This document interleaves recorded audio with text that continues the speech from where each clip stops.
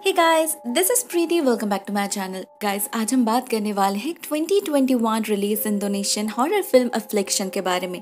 IMDb पर इसका rating है 6.2 आउट ऑफ 10 और 77% गूगल यूजर ने इसे लाइक किया है। ये कहानी शुरू होती है एक ओल्ड लेडी के साथ जो चुपचाप अपने बिस्तर पर बैठी थी। अचानक पता नहीं उन्हें क्या हुआ, उन्होंने एक चाकू से अपना गला काटकर सुसाइड कर ली।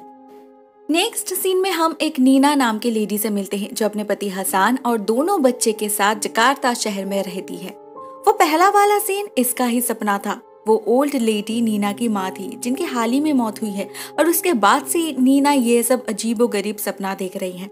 असल में नीना अपने माँ की बहुत क्लोज थी। उनके मौत के बाद वो जैसे कुछ ज्यादा ही सहम सी गई है। भले ही सभी का मानना है कि उनकी मौत बीमारी की वजह से हुई है, लेकिन नीना मन ही मन जानती है उन्होंने सुसाइड की है, क्योंकि लास्ट टाइम जब वो उनसे मिलने गई थी उसे एक विजन आया था। उसे पहले से ही रियलाइज हो चुका था कि उसकी माँ मरने वाली है। तब तो उसने ध्यान नहीं दिया, लेकिन अभी सब कुछ खत्म हो जाने के बाद उसे ऐसा लग रहा है कि काश वो पहले अलर्ट हो जाती तो शायद वो अपने माँ को बचा लेती। लेकिन जो होना था वो तो हो चुका। उसका पति हसान, जो एक चाइल्ड साइकोलॉजिस्ट है, एक रिप्यूटेबल पोजीशन में है, वो हमेशा उसे कहता रहता है कि वो विजन उसका भ्रम था, हेलुसिनेशन था। ऐसे कैसे किसी को फ्यूचर दिख सकता है? मगर नीना मन ही मन जानती है कि वो एक्स्ट्रा सेंसिटिव है, उसके पास साइकिक एबिलिटीज है। एक दिन अकेले घर में जब वो प्रेयर कर रही थी, उससे एक लेडी मिलने आती है नारसी नाम से। वो कहती है वो उस गाँव से आई है जहाँ हसान की माँ दायू रहती है। वो दायू की केयरटेकर है। ये नीना के लिए काफी शॉकिंग था, क्योंकि नीना को पता ही नहीं था हसान की माँ जिंदा भी है। नार्से कहती है कि दायू डिमेंशिया की पेशेंट है और उनकी बीमारी दिन बे दिन बढ़ती ही जा रही, दवाई और काम नहीं कर रही। नार्सी को डर है इसके पीछे कोई सुपरनैचुरल रीजन है। वो और उस घर में काम करने नहीं जाएगी। दायू अकेली है, उसे अपने बेटे की जरूरत है और वो यही कहने यहाँ पर आई है। उस रात हसान घर लौटने के बाद नीना उससे इस बारे में डिस्कस करती है। हसान का कहना था उसके माँ के साथ उसका रिश्ता कुछ ठीक नहीं, उनके बीच काफी सारे डिफरेंसेस है और इसीलिए उसने उनसे कांटेक्ट नहीं रखा।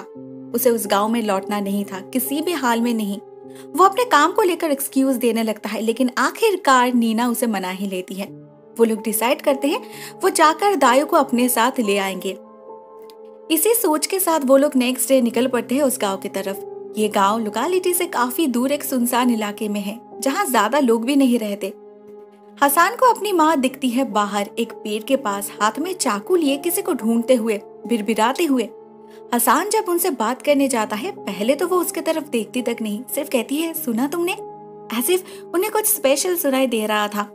वो काफी अग्रेसिव हो चुकी थी। हसान किसी तरह उन्हें शांत करता है और घर के अंदर ले आता है। वैसे तो दायू बिल्कुल नॉर्मल बिहेव कर रही थी, सभी से बहुत प्यार से बात कर रही थी, सिर्फ उन्हें दवाई लेना बिल्कुल भी पसंद नहीं था। इस घर में 4 कमरे थे, एक में दायू खुद सोती है, बाकी तो वो इन लोगों को यूज करने देती है, मगर लास्ट वाला कमरा वो नहीं खोलती। देखते देखते शाम हो जाती है। वो लोग डिनर करके प्रेयर करके सोने जा ही रहे थे, ठीक तभी उन्हें घर के सामने एक औरत दिखती है। काले कपड़ों में वो बहुत ही ज्यादा क्रीपी लग रही थी और वो कॉन्स्टेंटली इसी घर की तरफ देख रही थी। कुछ देर बाद वो चली जाती है और सभी लोग जाकर सो जाते हैं। सिर्फ हसान को नींद नहीं आ रही थी, तो वो अपने माँ के पास जाकर सोता है। दायू बहुत ही प्यार से उसे गाना गाकर सुलाती है, ठीक बचपन की तरह। पता नहीं क्यों हसान इतनी प्यारी माँ से दूर भागता रहा। नेक्स्ट मॉर्निंग दायू सबसे पहले उठकर सबके लिए खाना बनाती है, हसान की फेवरेट डिश। मगर जैसे ही हसान उन्हें ले जाने की बात कहता है, उनका मूड ऑफ हो जाता है। वो स्ट्रेट अवे कह देती है कि वो इस घर से कहीं नहीं जा रही, कभी भी नहीं। और एक चीज हम नोटिस करते हैं कि जब नीना उन्हें हसान के प्रोफेशन के बारे में बताती है कि वो एक चाइल्ड साइकोलॉजिस्ट है, चाइल्ड सिक्योरिटी को लेकर काम कर रहा है, तो दायू बहुत ही अजीब तरह से हंसने लगती है, जैसे वो हसान को मॉक कर रही। लगता है उनका दिमाग सच में ही काम नहीं कर रहा। ऐसे हालत में नीना उन्हें ऐसे छोड़कर तो जा नहीं सकती। उधर शहर में हसान का एक बहुत ही इम्पोर्टेंट सेमिनार ड्यू हो रखा था, जिस पर उसका प्रमोशन डिपेंड कर रहा था, तो वो अकेले ही रवाना हो जाता है शहर की तरफ। रह जाते हैं नीना, ताशा और रियान। बातों बातों में नीना दायू से नार्सी के बारे में पूछती है, तो दायू उसे पहचानने से इनकार करती है। कहती है वो हमेशा से ही इस घर में अकेली थी, कोई केयरटेकर नहीं था उनका। ये बात नीना को खटकती तो है, मगर वो किसी से कुछ नहीं कहती। और जाने अनजाने में इसी दिन से इस घर में कुछ पैरानॉर्मल एक्टिविटीज होने लगते हैं। दोपहर में रियान अकेले अपने ड्राइंग बुक पर कुछ स्केचेस बना रहा था। उसकी दीदी बाहर फोन लेकर बिजी थी। रियान को अचानक एक आवाज आने लगती है दरवाजा खटखटाने की। एक बॉल आके गिरता है उसके सामने जो उस बंद कमरे से आ रहा था। अभी उसका दरवाजा खुल चुका था, लेकिन रियान के पास जाते ही वो फिर से बंद हो जाता है और डोर हैंडल ऐसे फ्लैप करने लगता है जैसे कोई अंदर से दरवाजा खोलने की बहुत कोशिश कर रहा हो। रियान तो बहुत ज्यादा डर जाता है, मगर तभी दायू के वहां आ जाने से सब कुछ नॉर्मल हो जाता है। उसी दिन जब नीना घर में घूम रही थी, हमें उसके पास एक साया दिखता है, एक छोटे से बच्चे का, जो दूसरे ही पल में गायब भी हो जाता है। रात में सब एक साथ डिनर करने बैठते हैं। दायू भी बहुत खुश दिखाई दे रही थी, लेकिन अचानक उनकी बीमारी ट्रिगर करती है और वो भूल जाती है ये लोग कौन है। वो बेवजह डर जाती है, चिल्लाने लगती है और कहती है कोई उनके कान में चिल्ला रहा है, आरी कीबा कहकर। नीना को नहीं पता इसका मतलब क्या है, ना उसे कुछ सुनाई देती है। कुछ देर बाद सब कुछ ठीक हो जाता है और दायू जाकर सो जाती है, लेकिन उनके बर्ताव से बच्चे काफी डर गए थे और रात में कुछ ऐसा होता है जिससे सिचुएशन और गंभीर हो जाती है। नीना को अपने बेटे के स्केच बुक पर एक छोटा सा लड़का दिखता है जो रियान ने ड्रॉ नहीं किया। देर रात कोई ताशा की चादर खींचता है बार बार। पहले ताशा को लगा रियान बदमाशी कर रहा, लेकिन जब वो देखती है रियान तो कमरे में था ही नहीं। उसे रियान उस बंद कमरे के सामने दिखता है। जब ताशा उसे डांटने जाती है तो वो अचानक ही गायब हो जाता है। मतलब वो रियान था ही नहीं, असली रियान तो बाथरूम में था। नेक्स्ट डे ताशा अपने माँ से इस घर को छोड़ने की बात करती है। उसे डर लगने लगा था। इवन कपड़े सुखाते वक्त नीना को भी अपने आसपास किसी की प्रेजेंस फील होती है। कुछ देर बाद उन्हें दायू दिखती है, फिर से हाथ में चाकू लिए उसी पेड़ के पास खड़े बिड़बिड़ाते हुए। उनके हाथों से खून बह रहा था। शायद उन्होंने सुसाइड करने की कोशिश की होगी, मगर उस तरफ उनका कोई ध्यान ही नहीं था। वो काफी फ्रस्ट्रेटेड लग रही थी, कह रही थी उनसे और सहन नहीं हो रहा, अभी उन्हें बस एक कुल्हाड़ी चाहिए। नीना कुछ भी समझ नहीं पाती, जैसे तैसे उन्हें समझा बुझाकर कमरे में ले जाती है और फर्स्ट एड करती है। अचानक दायू का चाय पीने का मन होता है, वो भी अदरक वाली, लेकिन घर में तो अदरक था नहीं। तो दायू नीना को फोर्स करती है बाजार जाकर ले आने को। नीना घर को बाहर से लॉक करके बाजार जाती है। वहां उसे एक ऐसा दुकानदार मिलता है जो बिना बात किए ही बता देता है कि नीना दायू के परिवार से है। असल में ये दुकानदार एक स्पिरिचुअल हीलर है। साथ में वो नीना को वार्न भी करते हैं कि उसके घर में डिस्टर्बेंस है, नेगेटिव एनर्जीज है। लौटते वक्त नीना को नारसी दिखती है, जिसका नीना पीछा करती है। नारसी एक छोटे से घर में जाकर घुसती है जहाँ एक पागल औरत घूम रही थी। कुछ देर बाद वो दोनों ही निकल जाते हैं तो नीना जाती है उस घर में छानबीन करने। नीना को वहाँ बहुत सारे पेपर कटिंग्स मिलती हैं, साथ में कुछ फोटोज भी जो सालों पहले इस गांव में घटी एक अनहोनी के बारे में थी। उसे पता चलता है 25 साल पहले इस घर का छोटा सा लड़का डीमा गायब हुआ था, जो फिर कभी नहीं लौटा। उसके ही गम में उसकी माँ पागल हो गई।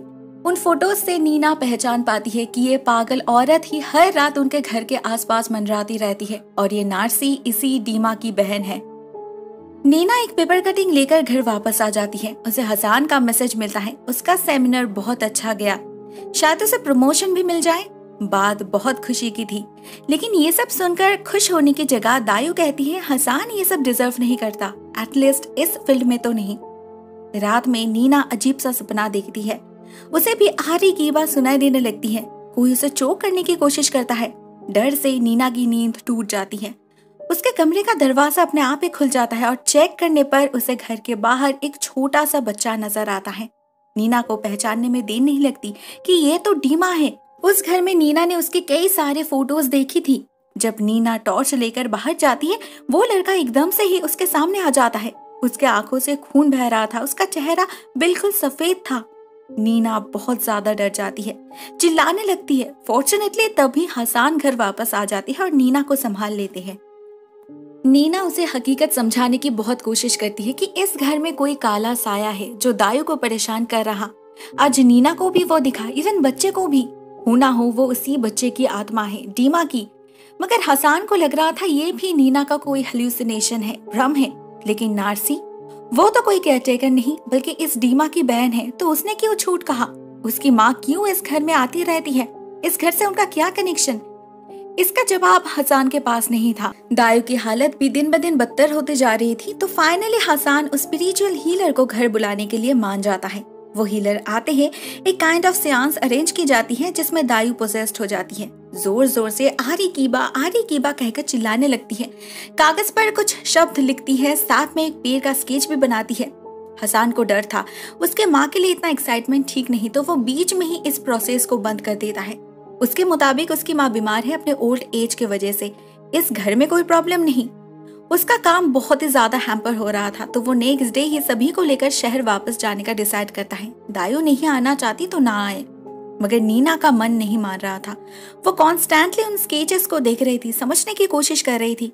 उसका मन कह रहा था कि हसान उससे कुछ छुपा रहा है, कोई गहरा सच। रात में जब वो दायु को दवाई देने जाती है तब भी उसे कुछ विजन आता है जो हमें तो नहीं दिखता, मगर उसे देखकर नीना का होश उड़ जाता है। नेक्स्ट डे सभी रेडी थे शहर वापस जाने के लिए, पैकिंग भी हो रखी थी।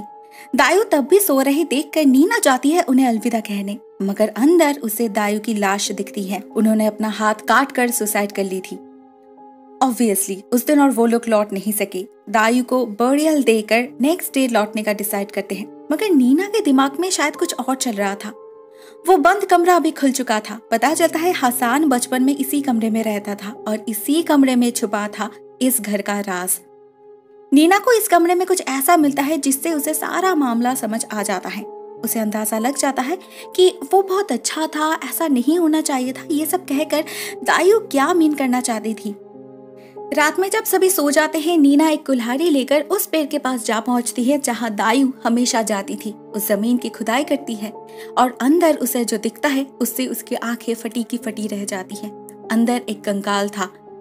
फ्लैशबैक में हमें पता चलता है नीना को उस बंद कमरे में हसान की कुछ पुरानी फोटोज मिली थी।